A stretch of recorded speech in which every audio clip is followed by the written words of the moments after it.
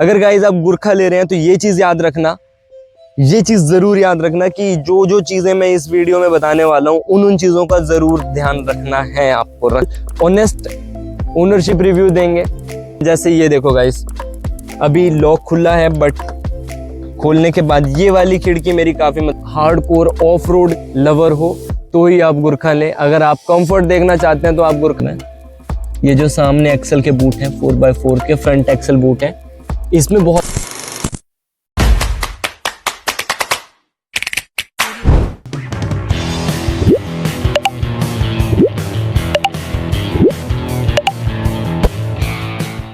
So you and welcome back guys to another video. एक बहुत लंबे बहुत लंबे समय के बाद तो मुझे इंस्टाग्राम पे और यूट्यूब पे रेगुलर कमेंट और मैसेजेस इंस्टा पे डीएम्स आ रहे हैं कि एक प्रॉपर एक ओनरशिप रिव्यू बनाओ। तो लगभग मुझे गाड़ी लेके गुरखा लेके लगभग 2 साल होने वाले हैं, तो मैंने सोचा क्यों ना एक जिसको बोलते हैं बिल्कुल ऑनेस्ट ओनरशिप रिव्यू देंगे। तो स्टार्ट करते हैं। सबसे पहली चीज़ कि गुरखा 2 साल हो गए हैं, ऑलमोस्ट लगभग 40,000 के आसपास मैंने चला ली है गाड़ी। तो इस बीच में मेरे साथ क्या क्या हुआ है उस पे आते हैं। बट पहली चीज़ कि गुरखा कैसी गाड़ी है। गुरखा अगर आप हार्डकोर ऑफ रोड लवर हो तो ही आप गुरखा लें। अगर आप कंफर्ट देखना चाहते हैं तो आप गुरखा मत लें, सीधी बात। ये उस जगह जाएगी जहाँ पे कोई और गाड़ी नहीं जाएगी। तो सीधी बात ये है कि मुद्दे की बात है कि आपको अगर आप ऑफ रोडिंग करना चाहते हैं with your family, that's a best car for. अभी भी आप देख सकते हैं हम कैसी कैसी जगह पे आ रखे हैं वीडियो शूट करने। पूरा देखो, मतलब पूरा ऑफ रोड करके हम ही वीडियो शूट करने आए हैं। और दूसरी चीज़, कुछ कॉमन इश्यूज़ की बात करता हूँ। कॉमन इशू से पहले उस पर आते हैं कि फ़िलहाल लगभग 2-3 बार मैं स्पीति मार चुका हूँ गुरखा के साथ। मुझे आज तक कोई इशू फेस करने को नहीं आया। Single time first time issue आया था, वो मैंने अपने लास्ट टाइम जो मैंने रिव्यू डाला था उसमें मैंने डाल दिया था कि क्या इशू आया था। बट अभी जो लास्ट उसके बाद मैं 2 बार गया उसमें कोई भी इशू गाड़ी के अंदर बिल्कुल भी देखने को नहीं मिला है। और ये है कि फुल ऑफ फन, मज़ा आता है गाड़ी के साथ।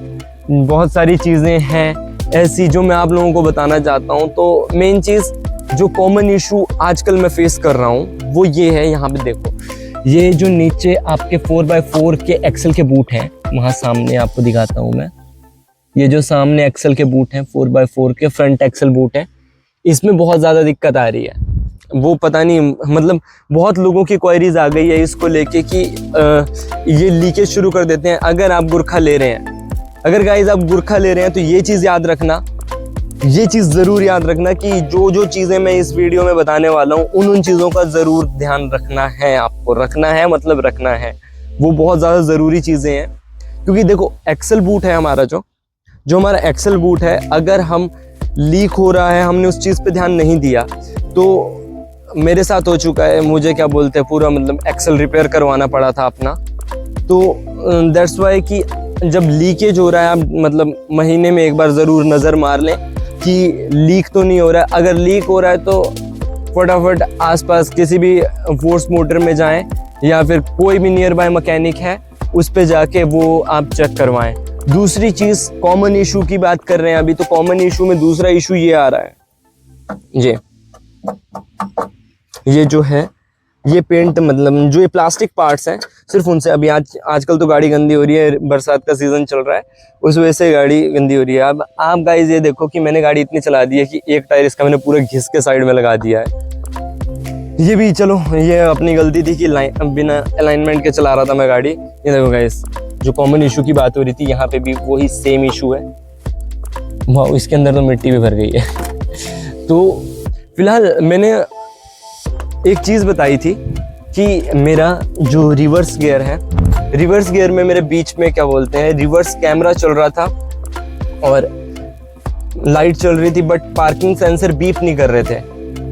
और अब वो बिल्कुल परफेक्टली काम कर रहे हैं। क्यों कर रहे हैं? क्योंकि जो अब ऑफ रोडिंग करते हैं तो जो आपके सेंसर्स होते हैं, रडार सेंसर्स होते हैं, उसमें थोड़ी थोड़ी मिट्टी भर गई थी उनके जो कपलर्स हैं। तो कपलर निकाल के मैंने कुछ भी नहीं किया, खाली हल्का हल्का साफ किया उनको और वापस लगा दिया, उसके बाद से चलने लग गए। तो दूसरी प्रॉब्लम मेरी ये सॉर्ट आउट हो गई।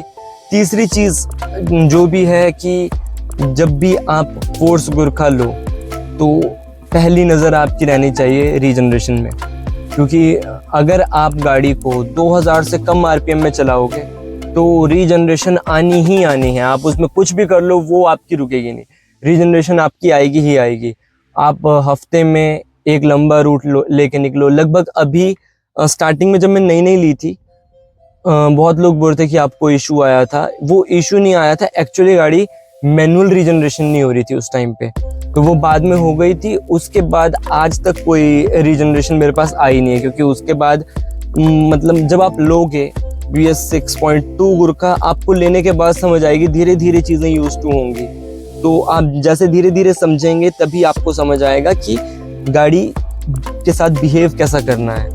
अब मेरा बिहेवियर गाड़ी के साथ सही है, तो इसकी मुझे लगता है लगभग 1 साल से ज़्यादा हो गया कोई भी रीजनरेशन एक भी बार नहीं आया है। चाहे मैं स्पीति चल जाऊँ, स्पीति जाता हूँ, स्पीति में तो आने का मतलब ही नहीं बनता, क्योंकि ऑटोमेटिकली जब हम गाड़ी सुबह मॉर्निंग में स्टार्ट भी करते हैं ना तो आरपीएम ऑटोमेटिकली इसके 1200-1300 पे रहते हैं, जबकि नॉर्मल आरपीएम इसके 775 है। तो ये चीज़ें थोड़ी सी ध्यान में रखने वाली हैं स्पीति के बाद। और बाकी ऐसी ऐसी हरकतें भी कर सकते हैं आप गुरखा लेने के बाद जिस साइड पे आप रहते हैं। और दूसरी चीज़ गाइस, चैनल को सब्सक्राइब कर दो। मुझे पता है कि बहुत लेट वीडियो आ रही है, बहुत सारी चीज़ें आप लोगों के साथ शेयर करनी थी। ये एक ओनरशिप वीडियो थी, इसमें मेन मुझे यही था कि मुझे चीज़ें क्लियर करनी थी, क्योंकि मुझे बहुत सारी क्वेरीज आ रही थी कि हमने आपकी वीडियोस देखी, हम गुरखा लें ना लें, हमें समझ नहीं आ रहा है। तो गो अहेड, जिसने भी गुरखा लेनी है तसल्ली से लो, और बढ़िया हमारे जो जी ट्राइब इनका ग्रुप है उसको सारे ज्वाइन कर लो। जिन के पास भी फोर्स गुरखा BS 6.2 है और उन्होंने अभी तक जो जी ट्राइब है वो ज्वाइन नहीं किया है, वो कमेंट कर दो, वो भी अभी जल्दी जल्दी कर लो। हम चाह रहे हैं कि जितने भी हमारी कम्युनिटी है गुरखा वाली, तो वो सारे हमारे साथ हों, हमारे एक ग्रुप में हो, उसमें डिस्कशंस चलती रहती हैं बहुत अच्छी। और दूसरा कि किसी को भी गाड़ी में कोई भी प्रॉब्लम आ रही है तो वहीं पे हम अच्छे से बैठ के डिस्कस करते हैं सारे लोग। और बाकी कुछ ऐसा था रिव्यू गुरखा का, और बाकी इतना कुछ खास तो है नहीं है बताने में, बस कुछ एक शिकायतें हैं। जैसे ये देखो गाइस, अभी लॉक खुला है, बट खोलने के बाद ये वाली खिड़की मेरी काफ़ी मतलब लगभग 1 महीना हो गया सिर्फ अंदर से ही खुल रही है, ये बहुत हार्ड चल रहा है। उसके बाद अगर हम दूसरी साइड आए, ये दोनों फ्रंट में दिक्कत आ रही है और कहीं पे ये दिक्कत आ नहीं रही है। फ्रंट देखना गाइस, ये है, तो ये देखना पूरा प्रेस करने का, नीचे से दिखाता हूँ आपको, पूरा प्रेस करने का नहीं खुल रहा है। बट ये खुलेगा कैसे, इसको 3-4 बार फास्ट करना पड़ता है। यहाँ खुल गया, तो ये कुछ इशू आ रहे हैं, जबकि पिछले में ऐसा कोई इशू नहीं है। पिछला बिल्कुल आराम से खुलता है, डिक्की आराम से खुलती है, जो आपका थर्ड रो है, थर्ड रो बहुत आराम से खुलती है। अभी इसमें रस्से वगैरह डाल रखे हैं, रस्से वगैरह इसलिए डाल रखे हैं कि रास्ते में कई बार कोई फंस जाते हैं, उन लोगों को निकालने का काम भी हम करते हैं। गुरखा लेने के बाद एक नॉर्मल सी ये चीज़ है कि आप ऑटोमेटिकली, गुरखा छोड़ो, आप कोई भी 4x4 लेते हैं, उसके बाद अब तो सीज़न आ गया, रेनी सीज़न आ गया, तो ऑटोमेटिकली आप लोगों को अंदर से आता है कि नहीं यार किसी की गाड़ी फंसी है, बांध के निकाल देते हैं अपने पास जब है। तो इसलिए रस्सियाँ वगैरह रखनी पड़ती है साथ में। होप करता हूँ आपको इस वीडियो से कुछ ना कुछ अच्छा सीखने को मिला होगा। अगर कोई डाउट रह गया है तो कमेंट कर दीजिए, अगली वीडियो हम उस पर बना देंगे। और कमेंट करके ये भी बता दीजिए कि और क्या क्या वीडियोस आप चाहते हो, कैसी कैसी वीडियोस आप चाहते हो, मैं आपके लिए सब कुछ करूँगा, सब कुछ करूँगा। तो क्योंकि ये है कि रीच डाउन चल रही है, मुझे भी पता है कि लगभग 3 महीने हो गए मेरी कोई वीडियो नहीं आई, तो फाइनली अब आज मैंने वीडियो डाली है। तो प्लीज़ मुझे टॉपिक्स दो अच्छे अच्छे वीडियो बनाने के लिए। हो सकता है कि अगली वीडियो आपको कंपैरिजन वीडियो मिले किसी गाड़ी के साथ, तो वो भी कमेंट कर दो कि कौन सी गाड़ी के साथ आपको कंपैरिजन चाहिए। मिलते हैं फिर से किसी नई वीडियो और नए टॉपिक के साथ, तब तक के लिए थैंक्स फॉर वॉचिंग।